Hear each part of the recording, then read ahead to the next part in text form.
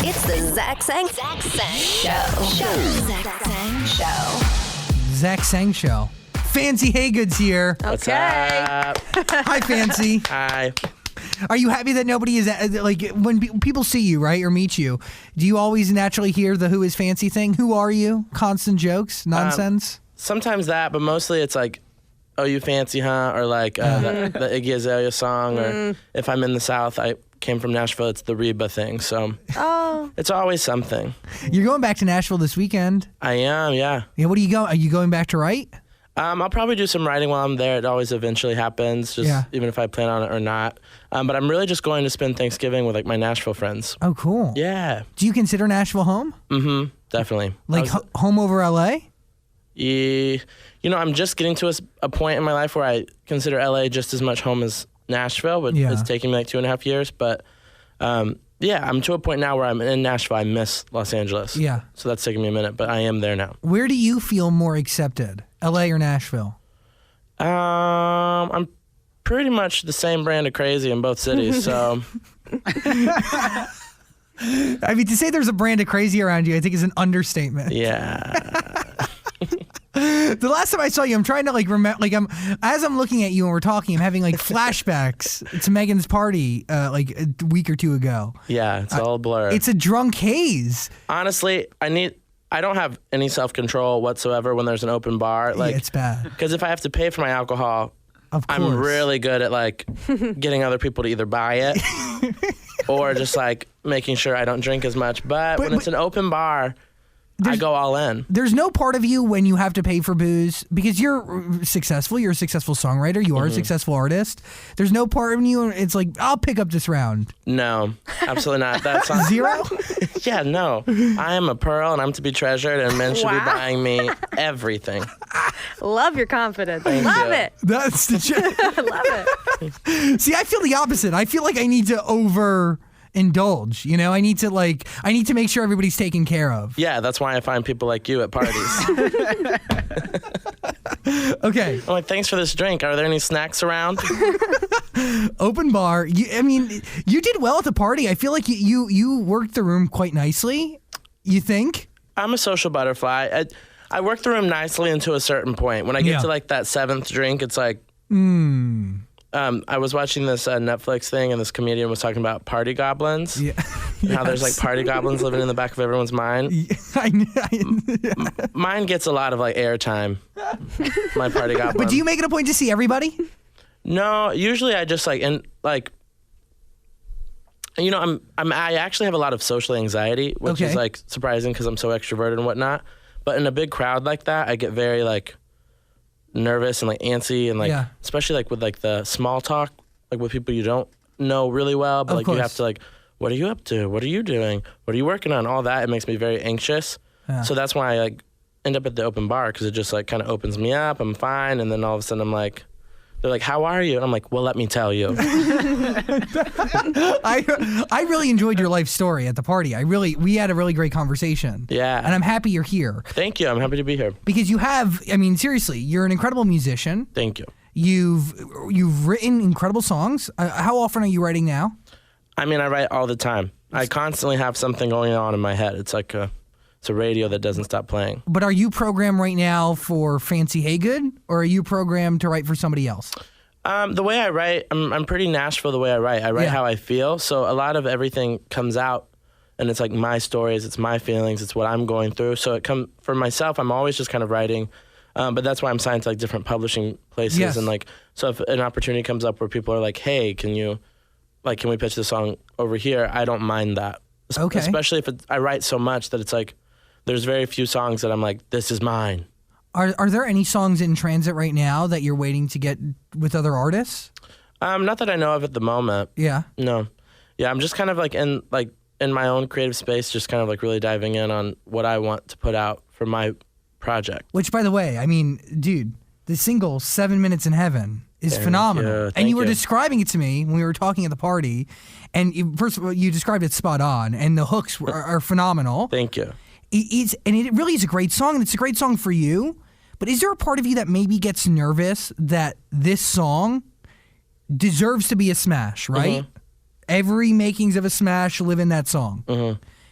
But is there a part of you that thinks, you know what?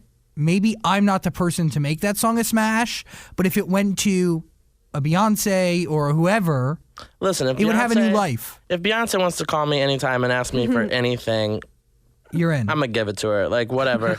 I think as an artist, I got into this industry with the passion to perform and to write. So for myself, I feel like I always have to bet on myself. I always have to think of, you know, what's best for me, what inspires me, what motivates me. And I'm not really a behind-the-scenes person. It's not my vibe. It's not. I didn't get into this industry to write music for other people. That ends up being like kind of like unfulfilling for me. Like, you know, I just wrote this past summer. They put out a song, Christina Aguilera, and it's called Change. Yeah, something like that. When it's impactful, when an artist can bring a message, like, because all of the money for that went to the Miami victims. Yes. And so when something like that happens, obviously I see how it's important for someone like Christina Aguilera to sing the song, because more people will hear it in this moment in time. But I'm building right now, and I'm like trying to create a foundation, and I have a lot of great music, and it's my stories. This is my life, and I think some of these songs are only things I can say and narratives that only can come from my point of view. Who's gonna sing about having a crush on someone in the closet better than me? You know. What in your life happened that you were like, you know what? These stories shouldn't be told by somebody else?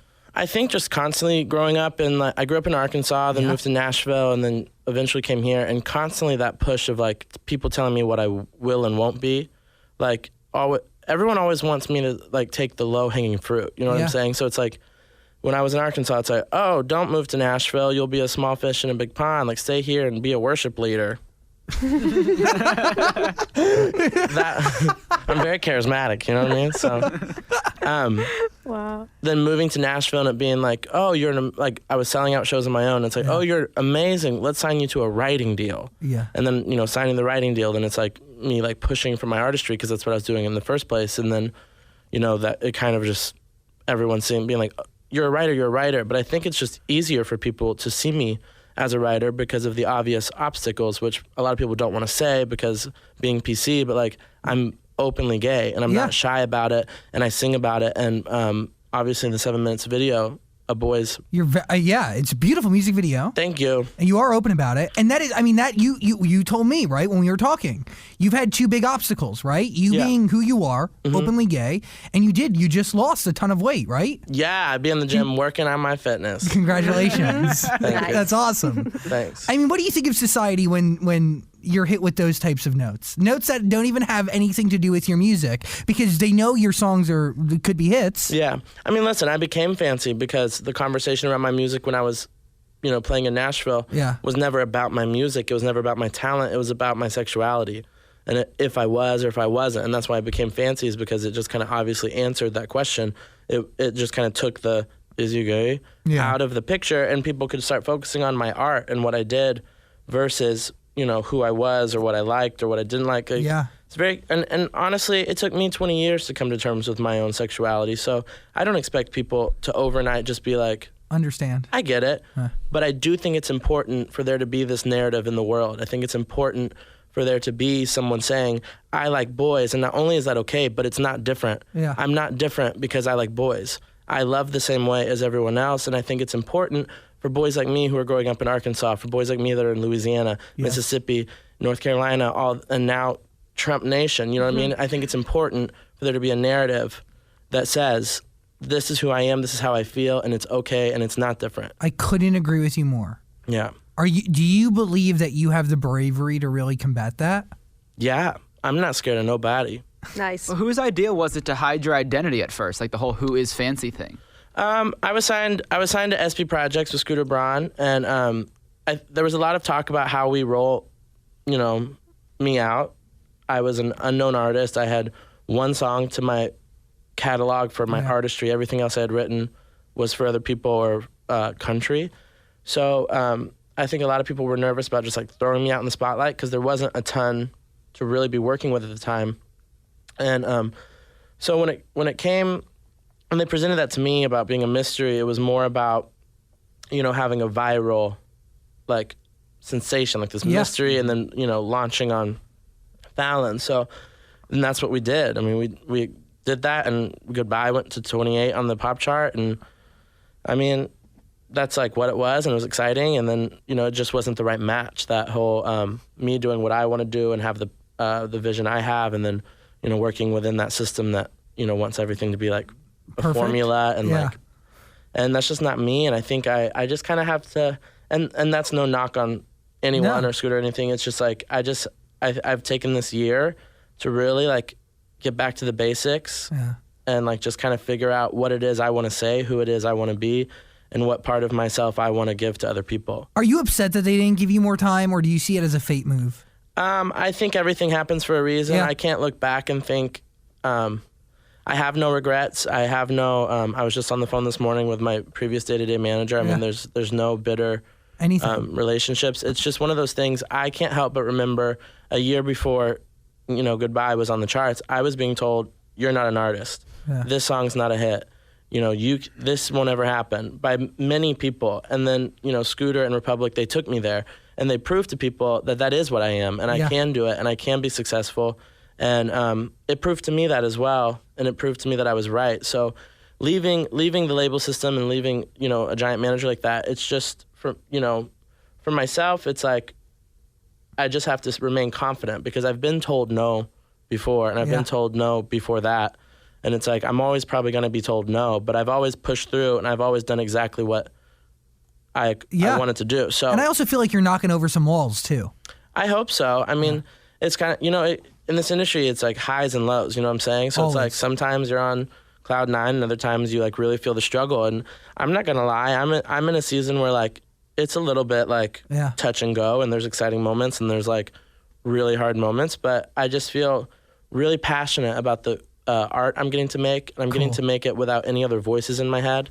I'm back to me. I'm back to the person that was fancy when I became fancy. Yeah. And I'm writing and singing songs that, you know, are my story. Yeah. Which I know there's so many people in this country. I was always having to reach to like a Christina Aguilera or a Beyonce or a Britney Spears or Katy Perry to feel like, you know, to reach to like really have a song that I understood, because they were all singing about boys. They're singing about men.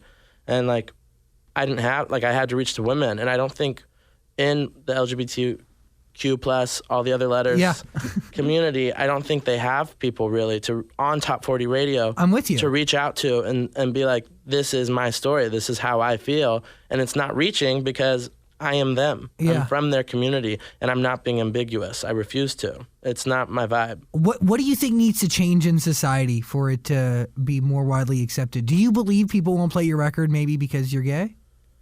No, I mean, people played my record and I was gay. So that's how I think for myself, I have to find the right people that are going to like take me from A to B. They're going to push through with me, that like when things are hard, when things like, you know, aren't the best, it's like they're going to push because they believe in it and they believe in me. And I want to get back to like performing all the time and really getting out and building a fan base. And like, I haven't really done that many shows across the country. I mean, I went with Ariana on tour, and that was amazing. Oh, great show, by the way, you put on. Thank you. And that was amazing. And but you know, I think it's time that I want to go to like the gay bars, and I want to perform there, and I want to get like really in the trenches and like let people know exactly who I am and what I stand for. And I think that's really important, right? Because I think so too. Yeah. You gotta. The way I see it too is like, we do live in a heteronormative society. For sure. You know, obviously, and I think people are afraid of what they do not know. So there's consistently an education process that comes along with it. I think with me, I'm the kind of person, you know exactly who I am within 10 minutes of like speaking to me. Yes. And there's not a lot of ambiguity. What's that word? I have a GED, so I go to say big words, and then it gets like, you know, so it's ambiguity, right? That's pretty close, I think. That is close enough, yeah. Whatever that word is, I have none of it. And it's like, I think it's just kind of like, my career started in Nashville. Yeah. My artist career started in Nashville, Tennessee. Come on. So it's like, I can't believe in that whole heteronormative, you can't be successful if you're this or that or whatever. You came out of Arkansas. 100%. And like, I look at some of my, you know, the people I look up to the most, Adele. She's a big girl, and she sold more records than anybody. Mm-hmm. It's like, I can't think that my weight is really an issue, even when the industry wants to tell me it is. I can't believe that my sexuality is an issue when the industry tells me it is.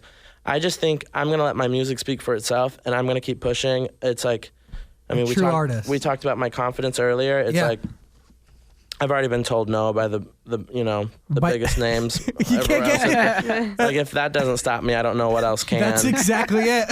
I'm just going to keep finding open bars and writing my songs. You send very nice gifts. You send kimonos. Yeah. I was with Ari when she got that gift. Oh, amazing, yeah. It was beautiful. Thank you. It was quite nice. I went through a phase where I like designed kimonos. Okay. I like to wear them because when I was a bigger dude, I like to wear like flowy Very things. slimming. Yeah.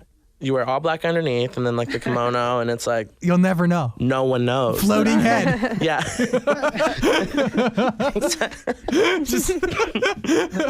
Yeah. That's not how it worked. And my then team was very quick to tell me that's not how it worked. But yeah, so when I did Dancing with the Stars with Ari and Megan, I made them both kimonos from my line. They're perfect. Yeah, I guess they're like one of 2 other people outside from myself that own a fancy original kimono. Well, they should touch it every day at least once. Yeah, Ari's was pink and Megan's was gold. Yeah. I saw Megan's online, but the Ari one was beautiful. Thank you. It was very, very nice. I'll get you one just like it. Oh, thank you. You're welcome. Don't do that. I will wear it every day, and you know I will. I know. That's why I'm saying don't do it. It's sick. Really, really sick. Okay. It's amazing. You got your fancy name from Forever 21? Mm-hmm. Yeah, I worked at Forever 21. Wasn't their employee of the month ever, but I did work there for a very long time. How many years? I want to say like almost 2. Oh, wow. Yeah. That's good. And the turnover at Forever 21 is so high that like it was actually quite impressive. Yeah. That I was there as long as I was. But I feel like you radiate good vibes. People want to be around you. I mean, I still see some of my like coworkers from back then and some of my managers, and it's really funny because I mean, I don't know how I had a job because I did not do anything. And I still run into people in Nashville that'll be like, "Oh, you checked me out at Forever 21 once." And I'm like, "That's how you know me?"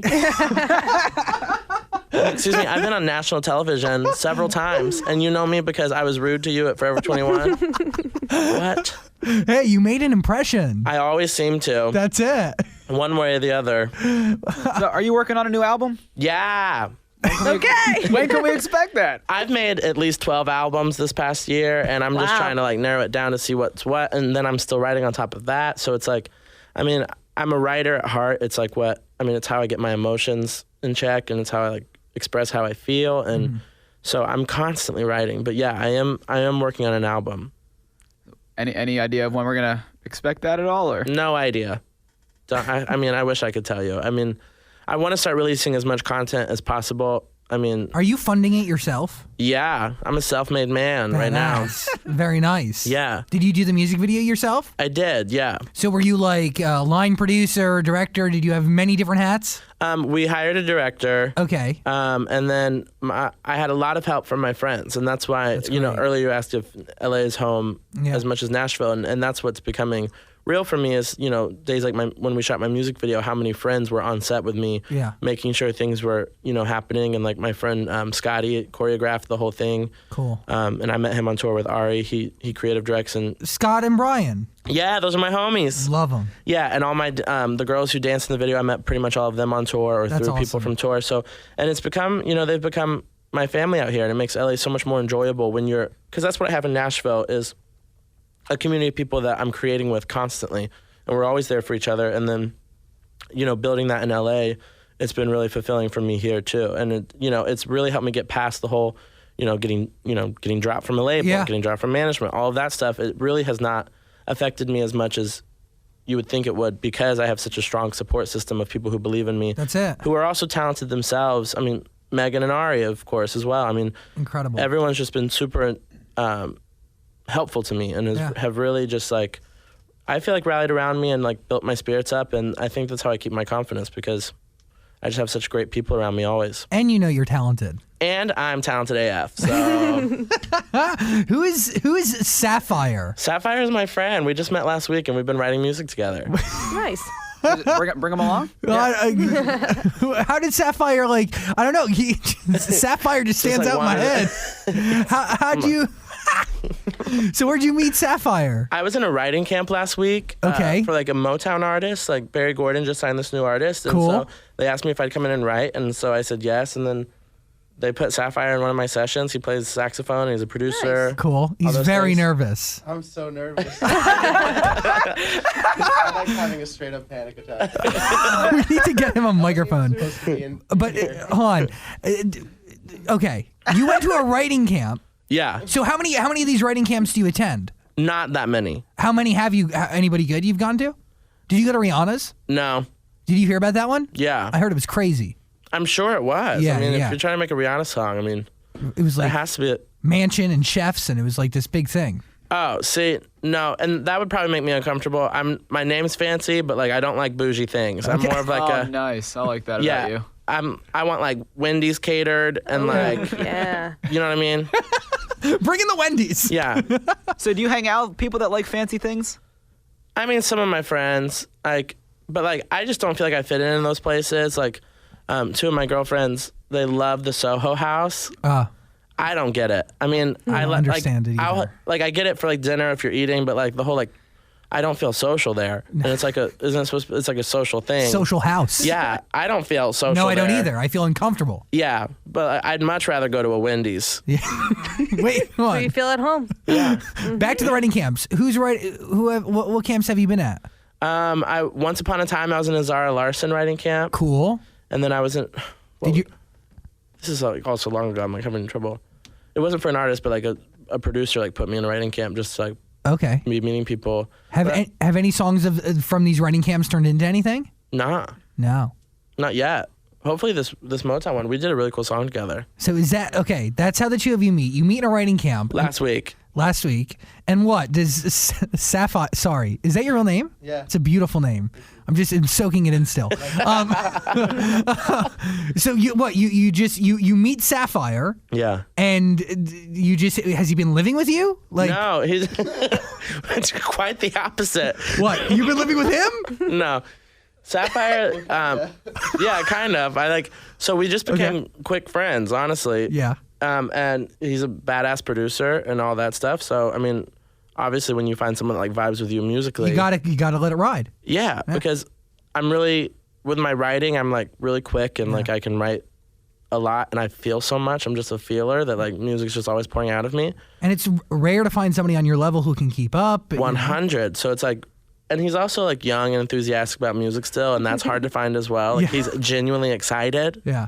So it's like we just started making music together, and then like the writing camp was over, and I was like, What now? yeah, no more like because like at writing camps they give you like lunch and dinner, like feed you're you. writing all day, you're like in a dope studio, and then I was like, now what? Yeah. And then I was like, should we continue writing? He's like, yeah, and then he like came over to my house, but I don't have any like recording setups in my house. But Sapphire does. Yeah, but he lives in Santa Barbara. So then I just ended up going to Santa Barbara with him. And I've been there until just like 20 minutes ago. We just got back. Wow. Santa Barbara's beautiful. It's amazing. I'm trying to is. move there. You should. What are you gonna do in Santa Barbara? He's like best friends with my mom now. Yeah. Aw, that's cute. I'm like we were working all late, so I woke up really late, and him and my mom are like hanging out, like talking about food all the time. His mom almost has me vegan. Wow, almost. Whoa. I've been vegan for like 72 hours. What? Wow. It's a Wow. long time. Were you vegetarian before? No, absolutely not. Did you saw me at Megan's birthday party? Oh, There was, you love the Pink's hot dogs. hell yeah, I did.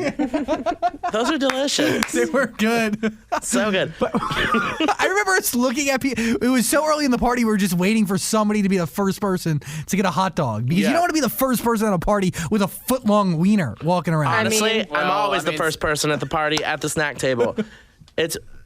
I'm not even ashamed about it. It's like annoying when like, cause why have all these like all this food? Yeah. For people who are really going to look at it. Yeah, for like LA people who are like, I only eat celery, and it's like, okay, well I can't let all this food go to waste because You'll take it. Yeah, You'll take one for the team. yeah. I actually got in trouble once at a writing camp many years ago because. Okay.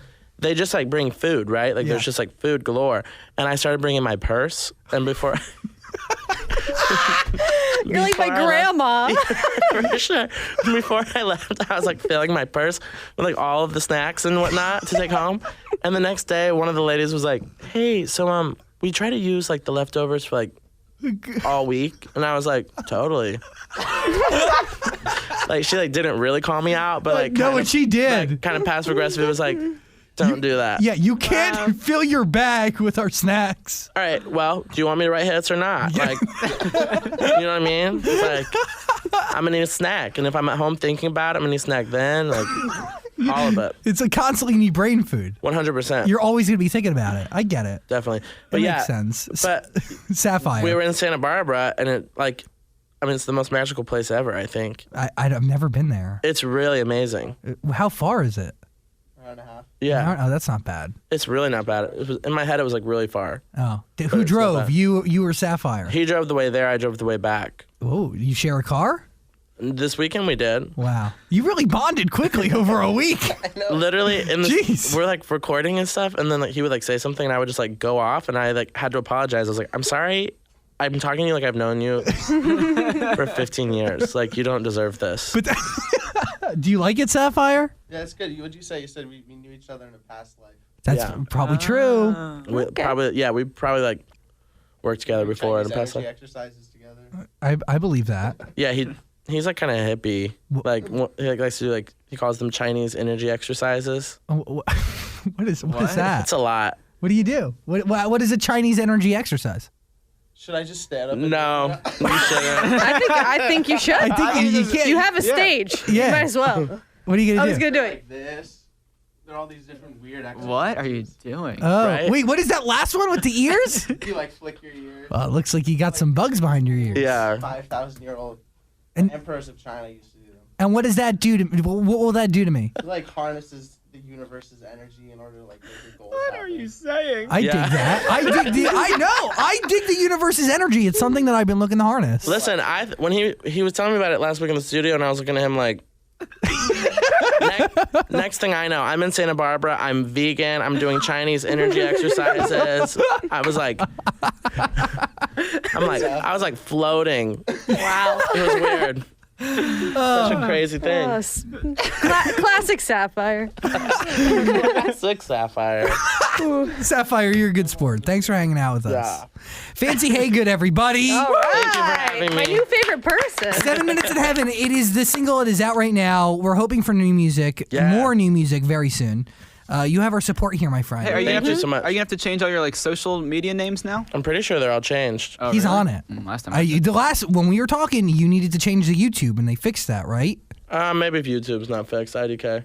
Well, Wikipedia is still who is fancy. Well, I mean, who is fancy as? I technically can't change anything on Wikipedia because if you knew how many times I've tried to correct info and they're like, you can't edit your own Wikipedia page.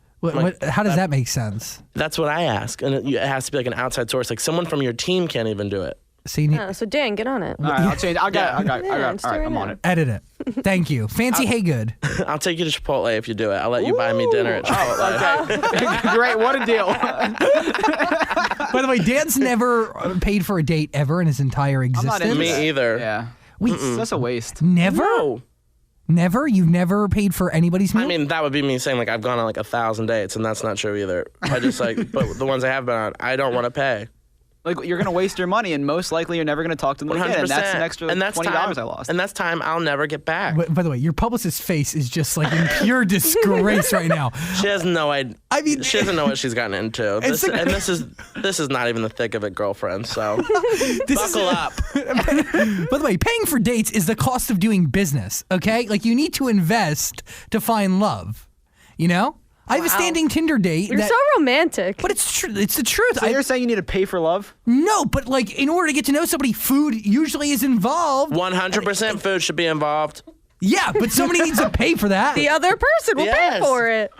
Here's the thing: if I don't ask people on dates, it's not something I do. I would never. So you wait for somebody to ask you. 100%. And if someone does ask me, like, do you want to go to dinner with me? I'll be like, yeah, I do.